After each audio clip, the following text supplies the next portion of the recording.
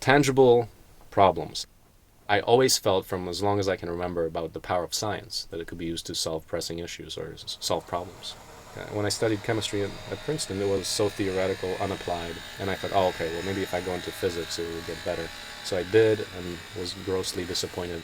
We were studying wave propagation, and I couldn't understand this one problem, this one equation. So I went to the professor and said, well, what's this about? Like, where does this exist? And he said, well, oh, it actually doesn't exist. I just made it up. So it's like, oh, okay, well, so that's what we do here. And that was one of those turning points where I said, wow, what am I doing here? In the absolute abundance of resources, power, and human development and culture and everything, still there's many issues, namely the resource conflicts, poverty, war, deprivation.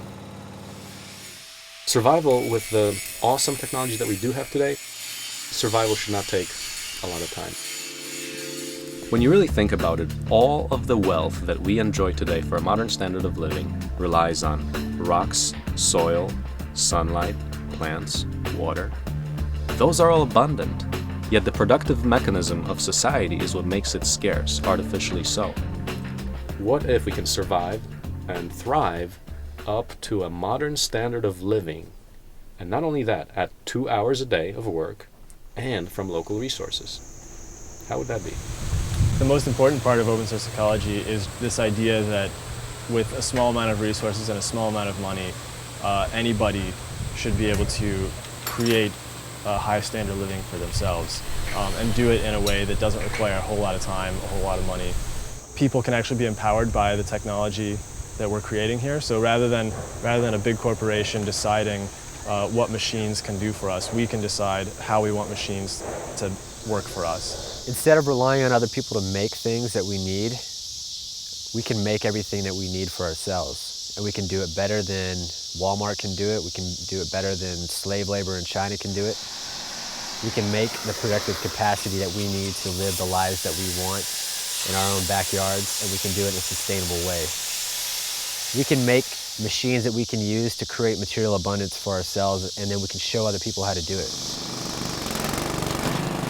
We have 200 people get together, and if they want to put together a self-sustaining community, they don't have that many options as far as coming up with the equipment and the machines for doing that. That's where the open source ecology really comes in, is the cost of building these machines is about 10% of what you could buy it for commercially. You know, if you take a full-blown John Deere tractor, it's almost impossible for anybody to go out and try and build one of those themselves. I mean, that's just a very custom machine. But if you're able to go and take, you know, just off-the-shelf engines and go down to your hardware store and buy steel and build it yourself, like the LifeTrack, then that's much more realistic. The benefits of a localized economy are that the power stays within the community, the economic wealth, instead of your money, the earnings, going all the way down the river.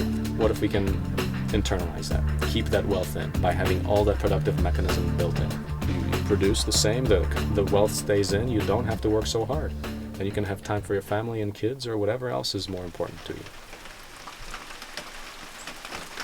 So it's a lot easier, production-wise, to just have one super compatible module. The Power Cube right now works with both the LifeTrack and the CB Press and the other machines that we have, like the Ironworker and the Cold Saw. So that provides a much simpler product ecology because one power unit serves multiple machines. There's one thing about just being able to look at machines that have been developed on site here, and another thing to understand how the development process went through and what kind of documentation there is for these machines such that they can be replicated and improved on, right? Fortunately, we have that ability to have machine information in a digital format, and now we have telecom, the internet, to relay that information and have anyone just copy over the files and have access to it, the model, on their computer.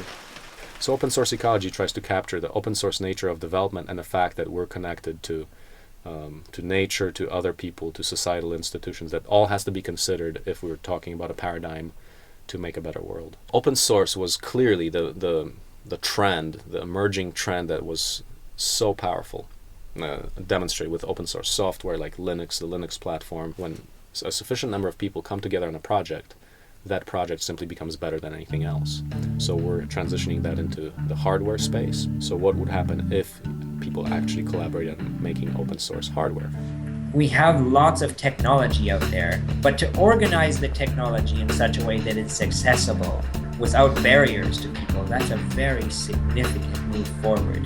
Now it's there for the individuals to organize themselves and to really dig deeply, almost to what you would say a spiritual level in a way, to really change their attitudes and to take advantage of what is there and to move our civilization forward. I'm hopeful that humankind will arise to the occasion and seize the opportunity offered by this development. Open source ecology is really about creating the next economy, the open source economy. And what's that mean? It's an economy that optimizes not only production, which the present economy is really good at. It's effective in production, but distribution is not so great.